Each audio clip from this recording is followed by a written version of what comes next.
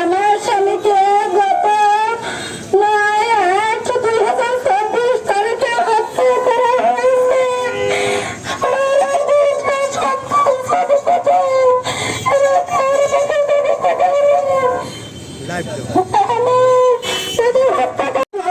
সেইটা আমরা কোনো মেনে নিতে পারি না। আর এই পিছনে যে দাঁড়ায় থাকে দাঁড়ায় চক্র বাস করছে তাদেরকে প্রতিহত করে এই বাংলার সঠিক বিচার আমরা দাবি জানাচ্ছি। এইভাবে আমি অবশ্যই যুক্ত আলোচনা শেষ করছি। বাংলাদেশ জিন্দাবাদ।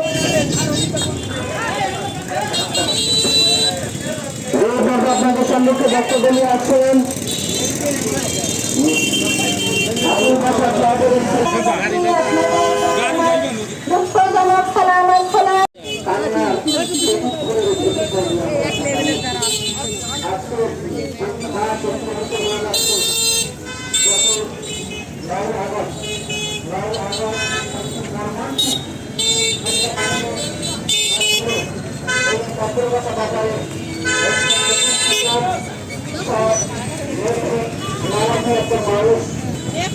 আমার বাসা ভাইকে নির্মমভাবে হত্যা করে ফেলে রাখা হয়েছে রাতের অন্ধকারে। আমরা এই নির্মম হত্যাকাণ্ডের তীব্র প্রতিবাদ জানাই। আমরা এই নির্মম হত্যাকাণ্ডের কঠিনতম সর্বোচ্চ বিচারের দাবি করছি।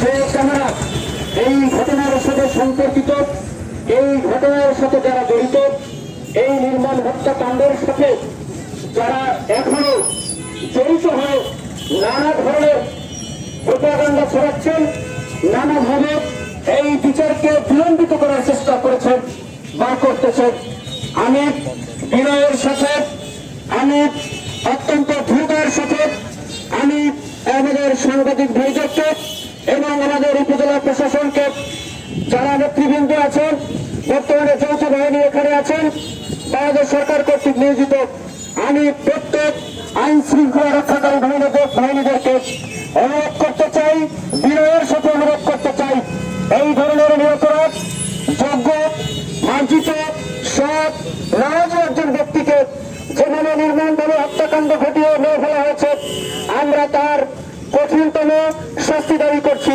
আজকের এই মানববন্ধনের এই প্ল্যাটফর্ম থেকে।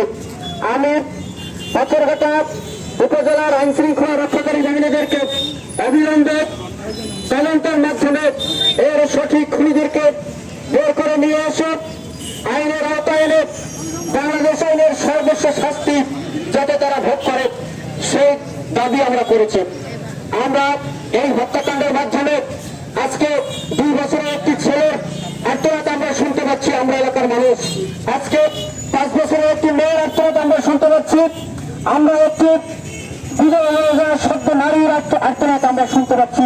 যে আত্মহত্যার মাধ্যমে বাতাসে ভরিত হচ্ছে, যে আত্মহত্যার মাধ্যমে গ্রাম বাংলার মানুষ আজকে তাদের চোখে জল ফেলাচ্ছে। আমরা মিলিতভাবে অনুরোধ করছি, পাথরঘাটার সকল মিডিয়া ভাইদেরকে অনুরোধ করছি, আপনারা এমনভাবে এই জিনিসটিকে সোশ্যাল মাধ্যমে ভাইরাল করে দেবেন যাতে বাংলাদেশ সরকার সহ সকলে বিষয়টি সম্পর্কে অবগত হয় এবং এই ধরনের নিকৃষ্ট একটি হত্যাযজ্ঞের আমরা সঠিক বিচার পাই। আপনাদের কাছে সেই দাবি আছে। আজকের এই মানববন্ধন প্ল্যাটফর্ম থেকে আমি বিদায় নিচ্ছি এবং একজন শিক্ষক হিসেবে আমি এর যোগ্য শাস্তি দাবি করছি। ধন্যবাদ সকলকে। আপনারা যারা এখানে উপস্থিত হয়েছেন সকলকে তার পরিবারের পক্ষ থেকে, এলাকাবাসীর পক্ষ থেকে, সর্বোপরি এই পাথরঘাটা উপজেলার সাধারণ মানুষের পক্ষ থেকে আপনাদেরকে আন্তরিক মোবারকবাদ এবং ধন্যবাদ জানাচ্ছি। আল্লাহ হাফেজ। কোন জায়গা তার কোনো বেতনে বা কোনো আচরণ বা কোনো কিছু, শুধু একটা ফ্যামিলির মধ্যে তাদের নিজেদের ফ্যামিলি আজকের যে গরুড়াইবে জায়গা জমি লেগে কাউরগান যান, তার আপন বাড়ি লাগে বাতিজার লাগে দীর্ঘদিন ধরে এই লইয়া আজকের না, অনেকবার মারামারি কোভাবি আবুল বছরের নিজের বউরে এই পোস্ট অফিস সামনে লইয়া কোপাইছে, তার চেষ্টা করতেছে, গাতি খুঁজছে গাতির মধ্যে হালাইতে চাইছে, পারে নাই, 70 মেয়ে ধরছে। এখন আমি চাই এই মৃত্যু, এই যে মার্ডারটা হইল, এই মার্ডারটা দূরের কেউ আসে নাই মারতে, কারণ ঘর থেকে 15 থেকে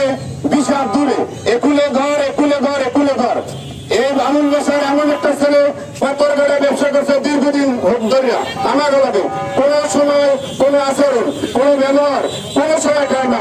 আমি চাই এই মার্ডারটারে এই কিছু দালাল আছে আপনারা জানেন, এই দালালটি নয় এদিকে নেয় এদিকে নেয়, এদিকে নিয়ে খুলতে খুলতে এটা সরাই আর একদিকে নেয়। আমি চাই এটা সুস্থ তদন্ত করিয়া এই জাগলকের কারণ এছাড়া বাইরে আরো গোষ্ঠী ছাড়া বাইরে আবুল বাশারের মারার মতো শত্রু এই উপজেলায় নাই। আমি চাই এটা সুস্থ তদন্ত করিয়া এটা বিচারক আবুল বাশারের